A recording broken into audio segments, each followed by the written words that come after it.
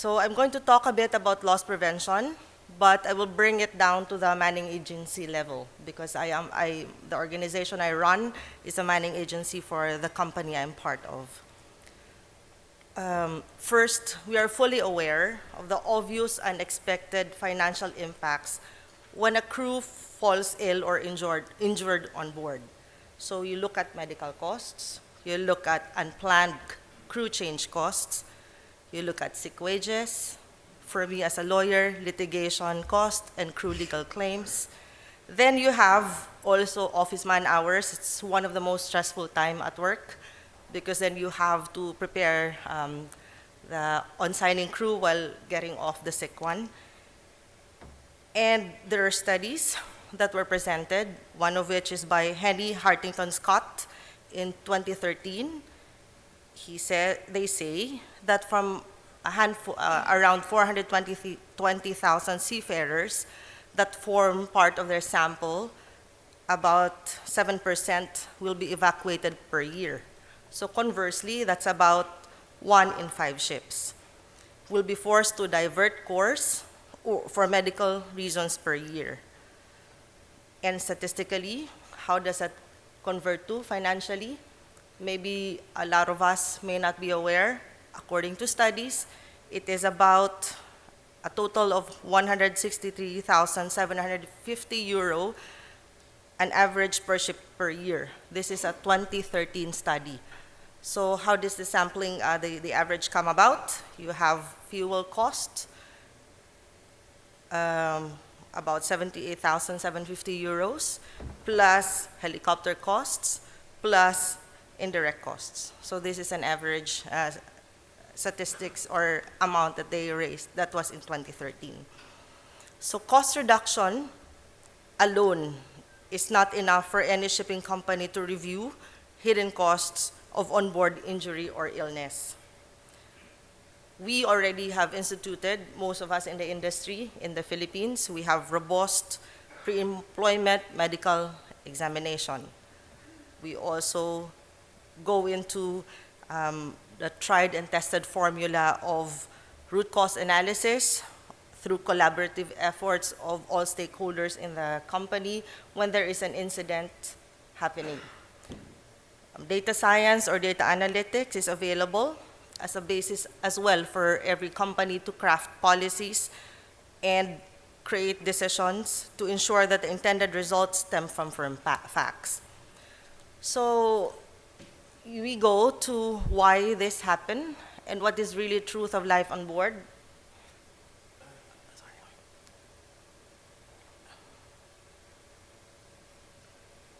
Okay. One of the things that we have been talking about, I think in the morning as well, there was references to isolation. In a study by Samson and Wu in 2003, isolation exists on account of being in port but unable to step ashore for various reasons. We have fast turnarounds in ports. We also have we are in a high-tech age characterized by isolation, tedium, and confinement. It is not a hidden fact that a lot of people now on board don't talk to each other because they would rather be on their gadgets, hidden in their cabins, and that is also a trigger for isolation as well as lack of sleep. While it is good that you have technology to be close to your families at home, it is also a barrier at work because then there is no more social life on board. This is a fact that we should remember. Next is communication challenges. Okay, sorry. Despite communication availability of technology, it still remains to be expensive.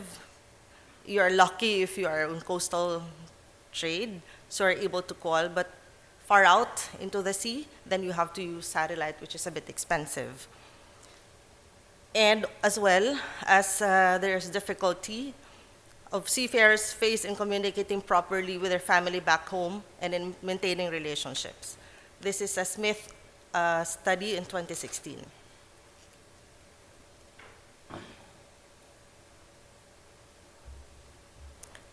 The work of a seafarer is inherently challenging. It is not for everyone.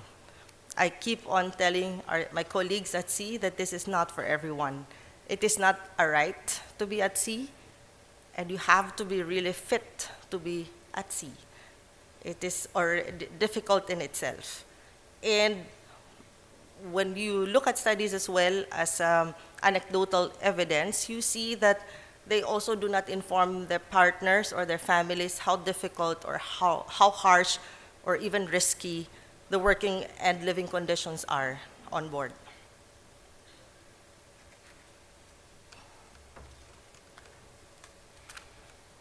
So we look at the stressors of life on board, one of which is a study in 2003. Separation from family is a major stressor. This is a study all across nationalities. It is not limited to Filipinos. In 2009, there's another study where they rated the stressors on board. And again, separation from family is one of those that ranked high. Very recently, this is just this year, IOSH came out with a study, and it says that the following are the stressors. First, isolation, loneliness, lack of shore leave, fear of criminalization, fear of job loss, and separation from family, all predispose seafarers to mental ill health. So these are not even technical issues. These are very human challenges that our seafarers are facing at work. Okay. So what can we do? We go back to our solutions program. There was a study in 2012 by Lamvik, and he said that for Filipino seafarers particularly, going out to sea is a deep compassion or is based on deep compassion or concern for the family members back home. I've had this argument several times with my colleagues of non-Filipino colleagues because they're saying when you interview a cadet or entering seafarer, they would always say, I want to go, I want to sail because of family. They do not say because I want to be promoted, because I want to be a captain, because I want to be a chief engineer. This is always how my counterparts from other nationals would look at it. To me, there should be no judgment. Whatever motivates a person to go out, whatever is a purpose for working is purpose enough, regardless of what it is. Then what do you do as a company? You leverage on that purpose. You anchor on that purpose. We do not create judgments on, okay, you're motivated because of money. That's good. You're motivated because of a stellar career. That's good.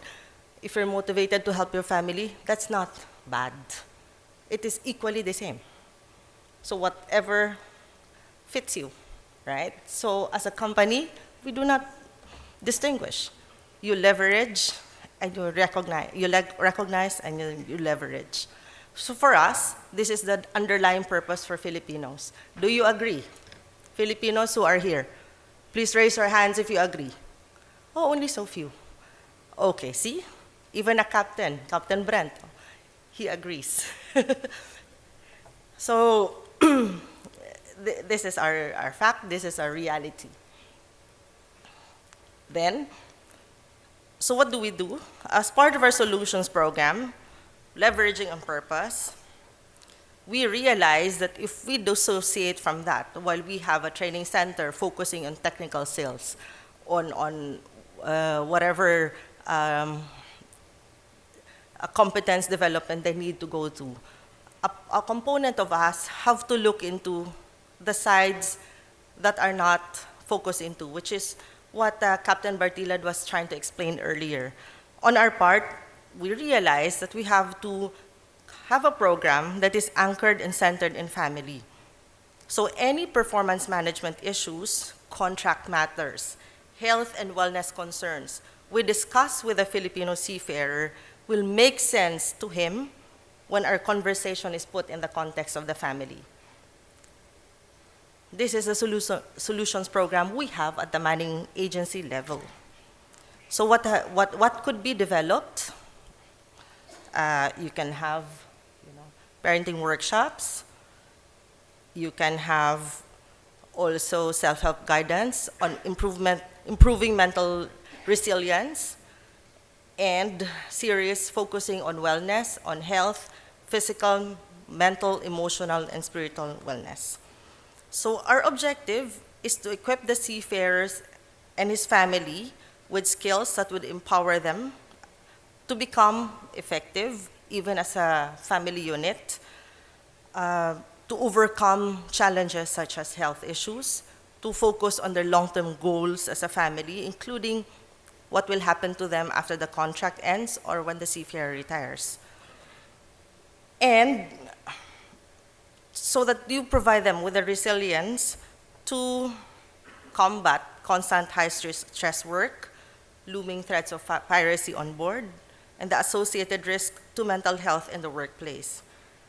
Invariably, we attempt to address a gap in training to assist seafarers to better function within their family structures while separated from each other. Okay. So for a manning agency like ours, this is one of the strategic and deliberate relationship with our seafarers that we are focusing on. We are the frontliners, we are crew-facing, we prepare them before they join on board, and we face them when they get sick or injured. And on the flip side, we also face them when they litigate against our ship owners or claim against our owners. That is also our reality. So loss prevention, in a lowered down version, is something that we can all do in each of our organizations. So with this I end, and thank you very much.